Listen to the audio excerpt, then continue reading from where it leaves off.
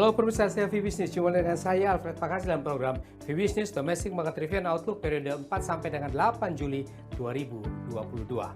Sentimen negatif global menekan pasar keuangan domestik.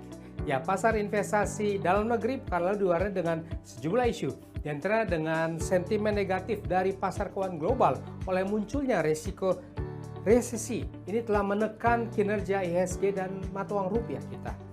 Sementara itu, Biro Pusat Statistik mencatat inflasi dalam negeri Juni 2022 sebesar 4,35% year on year-nya. Ini yang tertinggi dalam 5 tahun terakhir.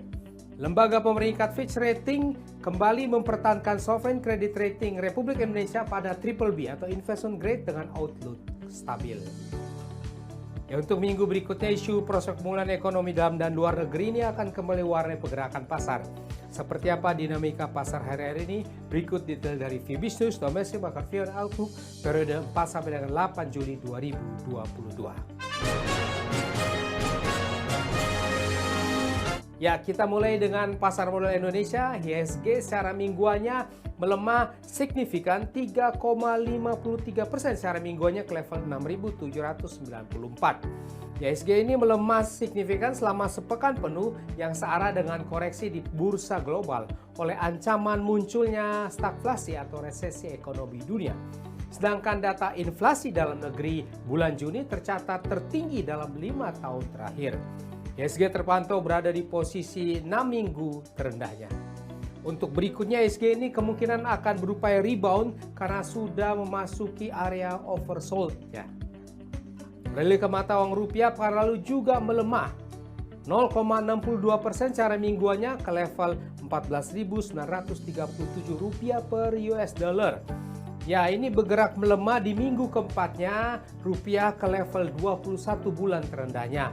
Ini searah dengan melorotnya juga mata uang kawasan Asia oleh kuatnya dolar di pasar global karena pengetatan kebijakan moneter yang agresif dari The Fed. Untuk minggu depan kemungkinan rupiah ini masih tertekan ke arah 15.000 rupiah per US dollarnya. Ya pemirsa, harga obligasi rupiah pemerintah Indonesia jangka panjang 10 tahun terpantau menguat secara mingguannya. Ini terlihat dari pergerakan turun yield obligasi pemerintah dan berakhir ke level 7,242% pada akhir pekan. Ini terjadi juga di tengah berlanjutnya aksi jual investor asing di pasar SBN dan yield US Treasury terpantau terkoreksi turun di minggu keduanya. Ya pemirsa setia Business, lembaga pemeringkat Fitch Rating kembali mempertahankan sovereign credit rating Republik Indonesia pada BBB atau investment grade dengan outlook stabil pada 28 Juni yang lalu. Keputusan ini mempertimbangkan prospek pertumbuhan ekonomi Indonesia dalam jangka menengah yang baik, serta rasio utang pemerintah terhadap PDB yang rendah. Di pihak lain, Biro Pusat Statistik mencatat inflasi bulan Juni sebesar 0,61% secara bulanannya month to month atau secara tahunan tercatat 4,35% year on year-nya. Inflasi ini meningkat dari inflasi pada bulan Mei 2022 yang secara tahunan 3,35% year on year. Inflasi bulan Juni ini tercatat merupakan yang tertinggi sejak Juni 2017 atau dalam 5 tahun terakhir.